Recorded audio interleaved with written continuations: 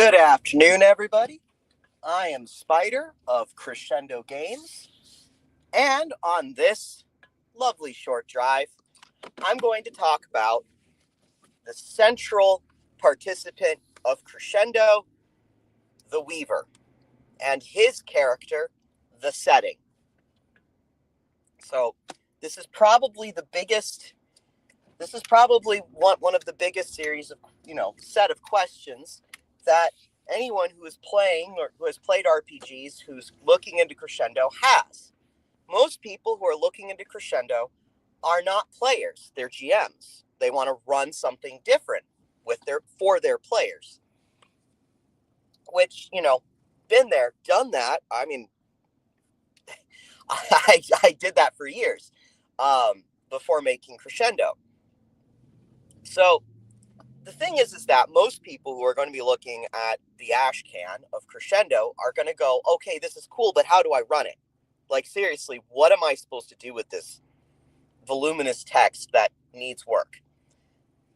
Well, besides working on the text, which we're doing, the biggest thing that can be done is to just make some videos explaining how to play, so that way people who want to play and need someone to explain it, so that way they can approach the text, can do so. That's one of these videos. So the Weaver is in the host. He is the host of the game, similar to a game master. You'll notice that I changed the word. Instead of it being GM or game master or dungeon master, he is called a Weaver. And there's a very, very important reason for that. The Weaver is not running the game. The Weaver hosts, and he helps facilitate some of the rules, but the Weaver is not running anything. The Weaver is not like some grand man with a plan. He's not running around being like, well, these are some of the things that I've prepped, and I'd really like to get to them. That's not what a Weaver is. A Weaver is again, in that host capacity.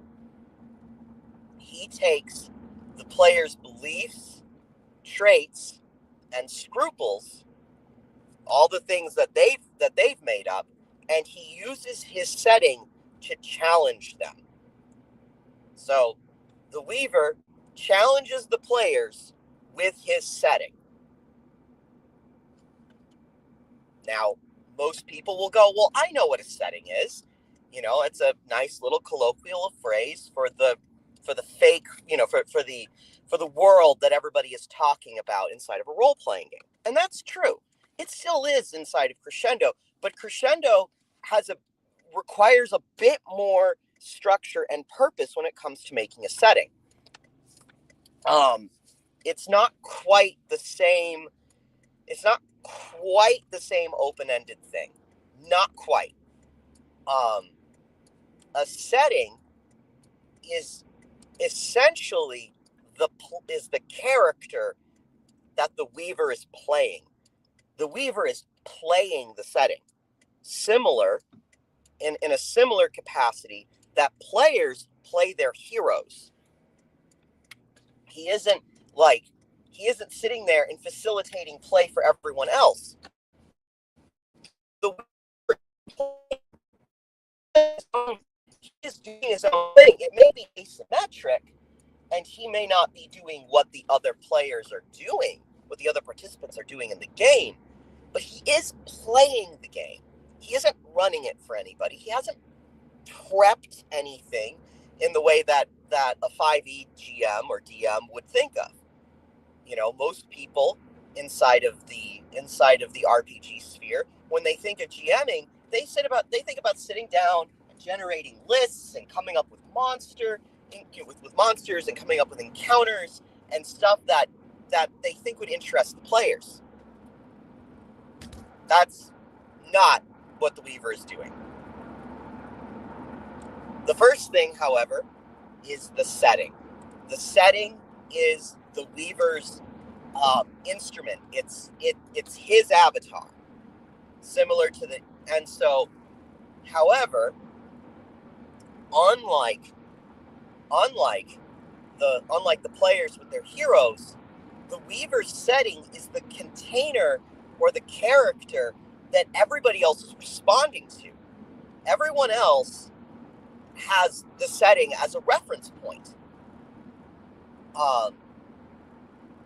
Which, but unlike a lot of other setting material, Crescendo's settings are designed to be thematically coherent.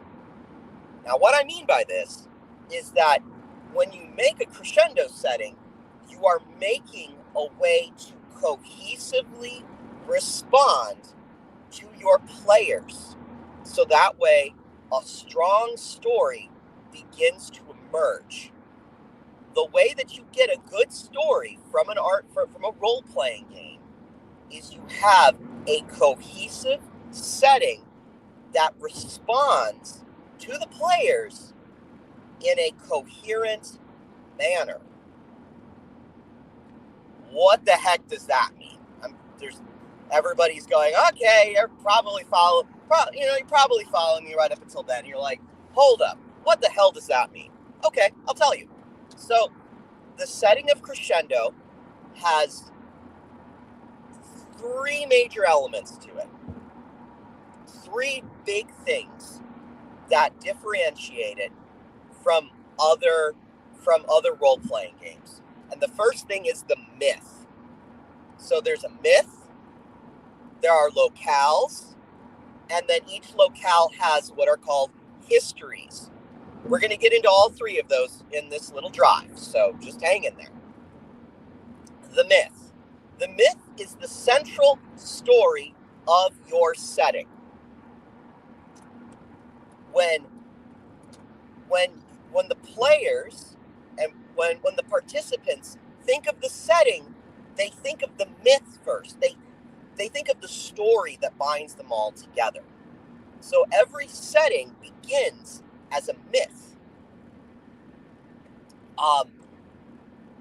It's just a short story that everybody in the setting knows and relates to somehow. Creating a myth is actually not that difficult. It's just simply a story that everybody uses as an explanation for why things are the way they are. That may sound big and daunting, but everybody has this already. Like everybody runs around with this, Everybody has this has these explicatory stories in their head already. For most Americans, there is the myth of progress. The idea that as time goes on, we find better solutions to problems that there had been, than what there had been before, and because of that, we are in a continuum of improvement. For most Americans, the myth of progress explains everything. Now, someone will go, well, hold up, I'm a Christian. And it's like, well, yes, but if you hold that we are in a better place now than we were 100 years before, and 100 years before that, and 100 years before that, and that given enough time, we're going to be better off, well, you believe in the myth of progress. It just is what it is. So, however, this is a fantasy. So, we're not going to be, okay, actually, let's do this. I've decided on the spot to craft this. So that way, anyone who's sitting here, who's kind of rolling their eyes at my claim, can listen to me come up with this myth of progress that would power a setting, right? All right, here we go. So, once upon a time, there was when I think of growth, I think of children, right? I think of a baby. So once upon a time, there was this small seed coming from a tree that nobody knew about. No one had ever seen this tree before, and nobody even knew it existed. Notice what I'm doing as I'm going. I'm adding bits of mystery and stuff to make it to where the players, when they poke at the myth, new stuff will come out, right? So you leave these creative gaps. So once upon a time, there was a seed for a tree that had never been before. But yet it was. This seed began to grow because given time and water and energy, sunlight, it's going to grow. As this seed grew, it began to put forth shoots, and the trunk began to grow. Now, the trunk was made of gold, purest gold, and yet it had sap. When some people found the tree, they decided that they were going to cut the tree down and try and use its golden wood. It is gold and wood at the same time. Because the sap was supposed to cure illnesses, and it's wood and gold. That's going to fetch a price. However, a group of knights inside of a dream were told to protect the tree at all costs, because through this tree, great renewal would come if only they would let the tree grow all the way. I don't have names off the top of my head right now. We could probably go for an Arthurian vibe right now. You could say their leader was Arthur, right? Why not? He's Arthur. Steel. So it's Arthur. Arthur and his Knights of the Round Table. They, you know what? We'll go with it. Notice what I'm doing. I'm not really making anything, I'm not making up anything from whole cloth. I'm just going with something. I'm just going with images and archetypes that resonate with me, right?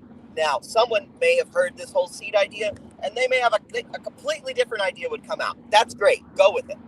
Anyway, so Arthur and his knights protected the tree, as was told to them in the dream. Merlin came and told them to build Camelot around this tree, but not too tightly, so that way the tree could grow. All right. And then as time went on, however, the wickedness of men prevailed, as it always does, and Arthur was slain.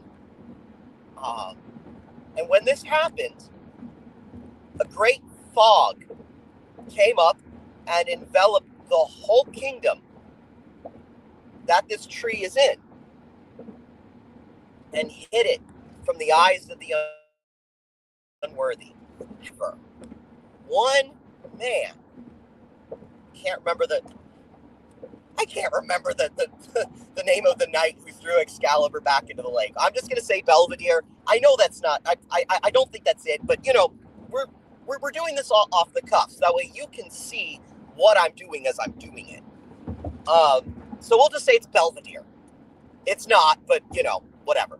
Belvedere, Sir Belvedere, the last remaining knight, left with a single golden branch. And if you go to the capital city, we'll say it's New Camelot. Why not? New Camelot. And if you go to New Camelot now, you can find that golden branch in the highest cathedral, on the highest hill. It's still there. Okay, cool. There's your myth. Short, sweet, to the point. It's got a lot, it asks a lot more. It puts a lot of questions inside of everybody's head. It makes everybody have more questions than it does answers. where the heck did the tree come from? I don't know.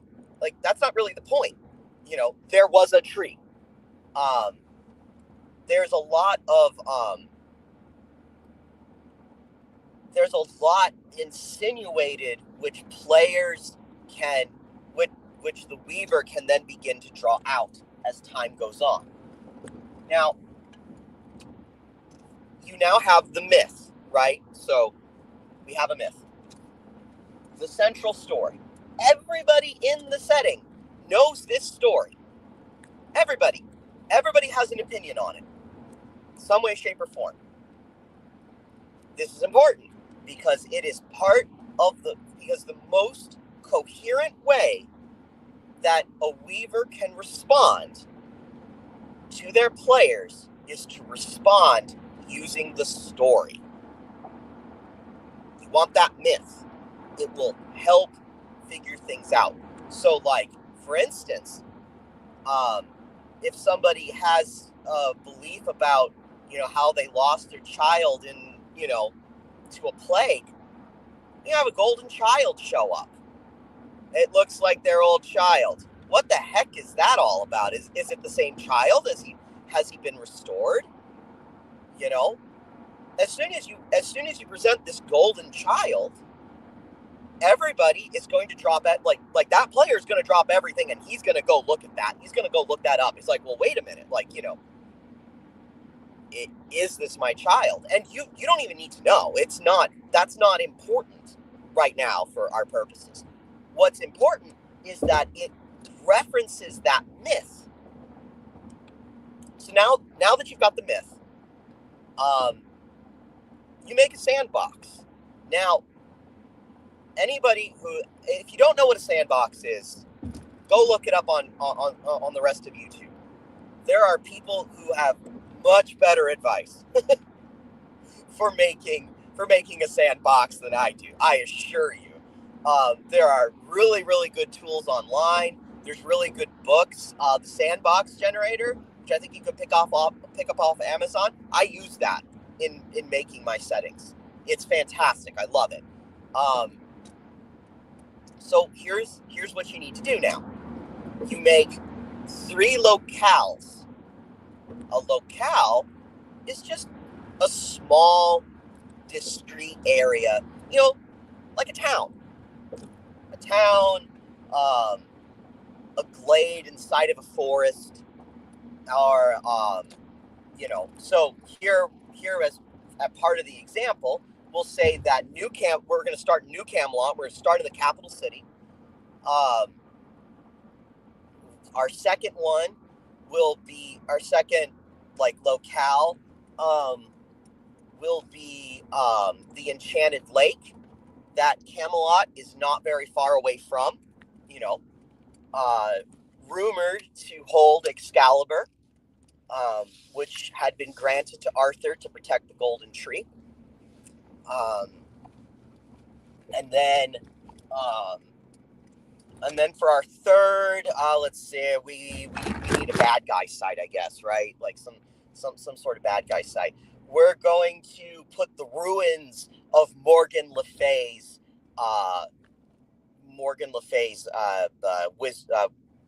Witch Tower. That's going to be so. There's our 3 locales. Each of them serve very distinctive points inside of the setting. Now, this doesn't sound like a lot, but without any exaggeration, I can say with confidence that I have run sometimes up to, 20 sessions in one locale. Just the one. It's very, very easy to do. This does not sound like a lot, but if you just keep addressing people's beliefs using the locale and the myth and its history, it's going to be session 30 possibly before all of a sudden you're like, whoa, we haven't stepped 5 miles outside of this city. So you could literally run the entirety of your epic, of your campaign, inside of New Camelot and never leave. It's entirely possible to do that. I'm not saying you should, but you can. All right. So locales don't need a lot of information. This is because beliefs will, in responding to beliefs, you will find yourself filling in the details as you go. So again, if you have someone whose child died, and if the guy is still, a faithful, I don't know, we'll call them, we'll say it was a golden laurel or something. I don't know. He's a faithful Laurelite. We'll call him a Laurelite. Why not? The players get a better name, source it, and sacrifice your pride. So if if one of the players has this, dead child inside of their belief, and if he's like, well, that actually implies more than a few things about the setting. It implies that there's a graveyard. Okay, you now have a graveyard. If somebody needs to go and talk about and go visit the grave, right there, you have this little spot inside of the locale. So don't worry about it too much. Just have the concept for what the locale is and how big it is. So we're gonna say New Camelot is the capital city of New Logres. We'll call it New Logres. Why not? Again, names are cheap. Regardless of whatever anyone else tells you, names are cheap. They can be applied later. Get the concept down first. So we'll say New Logres. New Logres has, I don't know, 100,000 people. Okay, that's a big place. Like you now have an idea of what exactly you can pull from there. And you put down who's in charge, and you can put in a few things like law enforcement or whatever, just things that seem relevant that seem relevant just for the moment. And then as you go, you just keep filling things in. You just keep going back to your journal and you keep putting in new bits of information about New Camelot. Reserve more than a few pages inside of your journal, and then just come back and be like, oh, I need to write this down. So you just write it down really quick, and then you keep playing. The last thing, and this is the thing that is actually the most amount of work that you're going to be spending, are the histories of the locale. This is very important. When you're playing Crescendo, you are playing in the fallout of the histories of the locale. So if New Camelot has a history about, and these are discrete short sentences of just major events that have happened, you always pick the three most recent histories when you're thinking about how to challenge your players. So if your player who has that dead child also has something about making sure to maintain honor, having one of the histories be about like someone being swindled and everybody figuring it out would be a pretty good idea. So you just grab these histories and it's like, well, there's this golden child, and one of the biggest swindlers is thinks it's a trick, and he's trying to disprove it. And that this guy is himself a deadbeat liar. Awkward, right? So, this is, now that you have these things together, this is your setting. It's very small. There's not a lot at the beginning. But trust me when I say that this little thing, this video isn't even a half hour long. And most of it was not even spent talking of the first 5 minutes were spent just kind of giving an introduction. So in about 20 minutes of work, I can guarantee that that very, very, very little thing will keep you for hundreds of sessions, hundreds, because you now have a coherent way to respond to player beliefs. And you barely spent 20 minutes for it. It's awesome. In 20 minutes, like, ask questions in the comments and I'll make a sequel video, answering questions. But that's how I make a setting. And it goes for God, for forever. It's amazing. Anyway, I hope everybody is having a lovely day. Take care.